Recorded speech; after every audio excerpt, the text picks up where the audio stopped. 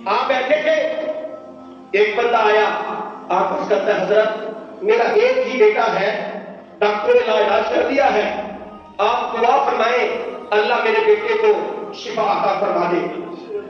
آپ نے فرمایا نماز تو پڑھتا ہوگا؟ اس نے کہا حضرت کبھی پڑھ لیتا ہوں کبھی نہیں پڑھتا۔ آپ نے فرمایا جاؤ جا کر 2 رکعت نماز نفل ادا کرنا، پھر اپنے بیٹے کے لیے دعا کرنا، میرا اللہ تیرے بیٹے کو شفا عطا فرمائے گا۔ اب وہ ہماری طرح تھا بھائی کہ ہم بھی اگر پیر کے پاس جائیں کہ جناب دم کر دے، تعویذ دے دے، اگر وہ نہ دے تو ہم کہتے ہیں بھائی ہمارا پیر بھی عقیدت دیتا ہی کچھ نہیں ہے، ہم دم کروانے کے لیے گئے تھے، تعویذ دھاگا لینے گئے تھے، کچھ دیا نہیں۔ لیکن ہم سلسلہ اویسیہ میں الحمدللہ مرید ہے، اور سلسلہ اویسیہ ایک ایسا سلسلہ ہے کہ جو ڈائریکٹ نبی کریم صلی اللہ علیہ وسلم سے فیض و برکات حاصل کرتا ہے۔ آپ نے فرمایا جاؤ جا کر نماز پڑھنا، دعا کرنا، اللہ شفا دے گا۔ وہ بندہ باہر چلا گیا، جب وہ حویلی سے باہر نکل گیا تو قبلہ حضرت صاحب اٹھے، اٹھ کر آپ نے وضو فرمایا، وضو فرما کے 2 رکعت نماز نفل پڑھی، نفل پڑھنے کے بعد آپ نے دعا فرمائی۔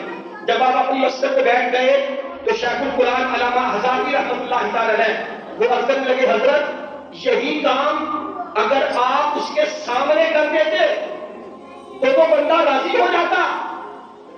وہ بڑا پریشان تھا۔ آپ نے فرمایا ہاں مولانا میں جانتا ہوں، اگر میں اس کے سامنے کرتا تو وہ راضی ہو جاتا۔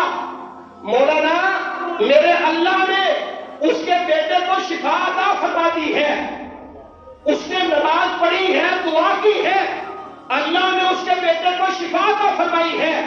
اگر یہ سارا کام میں اس کے سامنے کرتا، جب تک وہ زندہ رہتا وہ یہی کہتا کہ میرے بیٹے کو بہت نے شفا دی ہے۔ اب وہ نماز پڑھ کر دعا کر رہا ہے، جتنی دیر زندہ رہے گا وہ کہے گا کہ میرے بیٹے کو میرے رب نے شفا عطا فرمائی ہے، میرے رب نے شفا عطا فرمائی ہے۔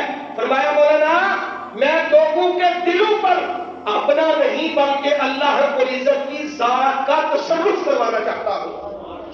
آج ہمارا حال کیا ہے کہ اگر کوئی کام اللہ کی طرف سے بھی ہو جائے بلکہ اللہ ہی کی طرف سے ہوتا ہے اور ہر بندہ اس کا کریڈٹ لینے کی کوشش کرتا ہے۔